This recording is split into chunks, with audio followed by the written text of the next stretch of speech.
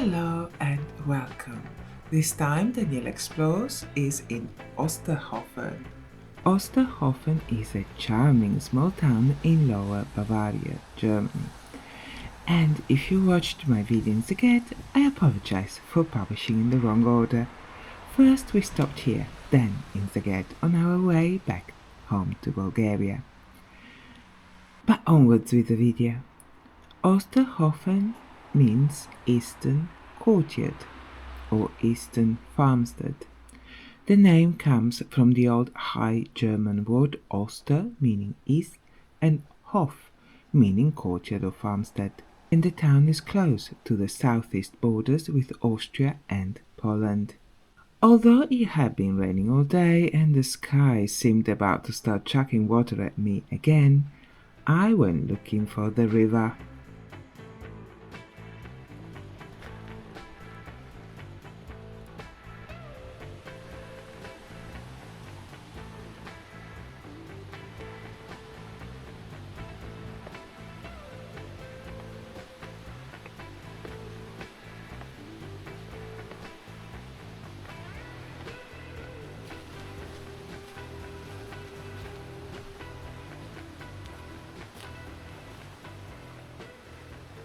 This is the upper Herzogbach.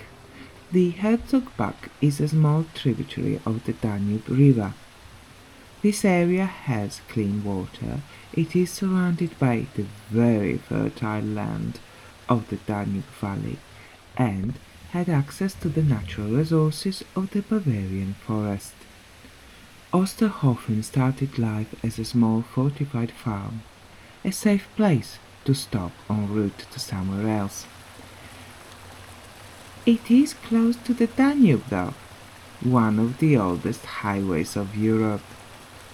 So Osterhofen grew from a small settlement to a thriving market town. In the market square there are two murals adorning the building by the Rathaus, or town hall, which tell us a bit more about the town. The man is Ludwig the German, and the inscription tells us that the name Osterhofen was first used in 833. In 843, the Treaty of Verdun divided the Carolingian Empire into three separate kingdoms. Bavaria became part of the kingdom of the East Franks. Louis, or Ludwig, grandson of Charlemagne, became king of the East Franks and became known as Ludwig the German, the first king of the Germans. For those of you with an interest in Bulgarian history, there had been a few border skirmishes between the kingdom of the Franks and the First Bulgarian Empire. In 827, Khan Omurtag seized an opportunity to annex parts of Lower Pannonia. Lower Pannonia was part of the Frankish Empire, and very roughly included bits of Serbia, Croatia and Hungary.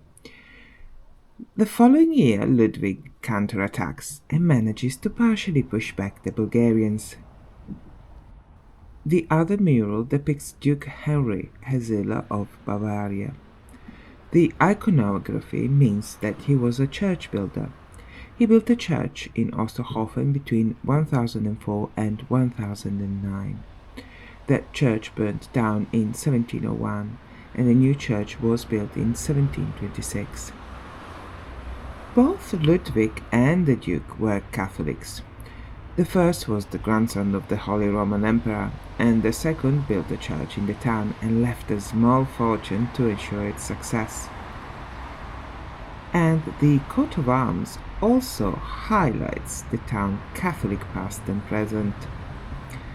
The coat of arms' role is to communicate some basic facts about the place.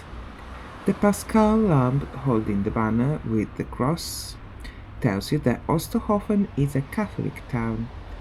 The red fortification tells you that the town can defend itself and that the people are strong. Red means courage and strength. Blue means honesty, sincerity and piety. White is for purity and the touches of gold hints to the divine. In short, the message is we are honest, peaceful, God-fearing Catholics. But if you come looking for trouble, we will hit you on the head with a big stick. Bavaria to this day is a majority Catholic region, historically wary of the Protestant North. But it is a long time since Martin Luther nailed his 95 Theses to the door of All Saint Church in Wittenberg and kick-started the Reformation. Alright, let's look at this lovely fountain then. There is a small child holding a bundle of wheat at the top of the fountain. Putti are common figures in Renaissance and New Renaissance and Baroque art. And in secular art they symbolize peace, prosperity and joy. The sheaf or bundle of wheat reinforces the message of prosperity and abundance. But in a religious context, wheat is a gift from God and represents God's blessing of the people and the land. The fountain was built in 1912 in honor of Prince Regent Luitpold of Bavaria. He was Prince Regent between 1886 and 1912. He became regent after his nephew, King Ludwig II, was declared insane and then drowned in mysterious circumstances. The throne then went to Ludwig's brother, Otto, who was also declared insane, and finally Luitpold came to rule Bavaria. The prince promoted modernization, economic dynamism, and supported the arts. Under Luitpold, Bavaria became politically stable and wealthy. Luitpold was a Catholic and a proud South German. He made it clear on more than one occasion that he had been forced to accept the alliance with Protestant Prussian Germany, but he did not like it one bit. The prince's dislike of his Prussian cousin, Kaiser Wilhelm, got him the metaphorical thumbs up by the predominantly Catholic and very proud Bavarians. The stapled gable is a popular feature in the region.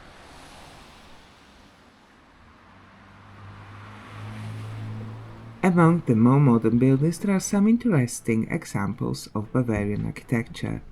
One of them is the typical shape of the roofs, as well as some hints of Neo-Renaissance style like the decorations around these windows.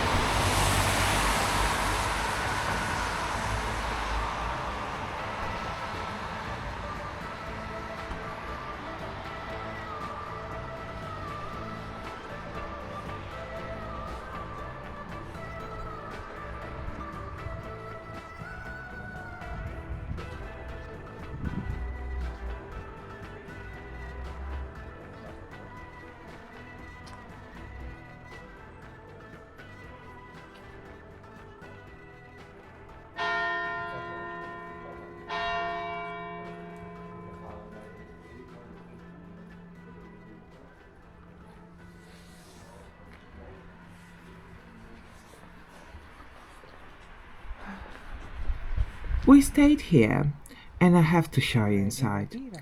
It has some beautifully restored traditional elements.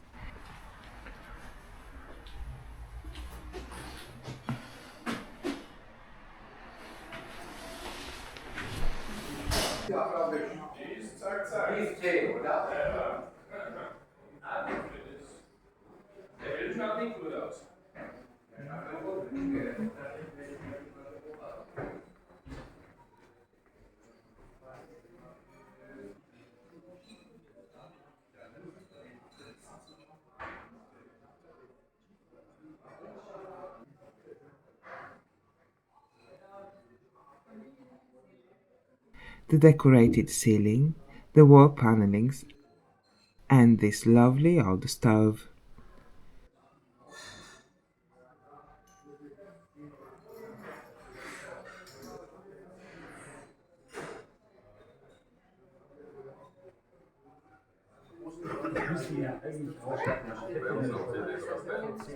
We are in Bavaria, of course we had a beer. Cheers! Thank you for watching. Please like and subscribe. That helps me a lot. I publish in English on Tuesdays, Italian on Wednesdays, and Bulgarian on Thursdays. Thank you for watching. Stay curious. Have a lovely day. Bye bye.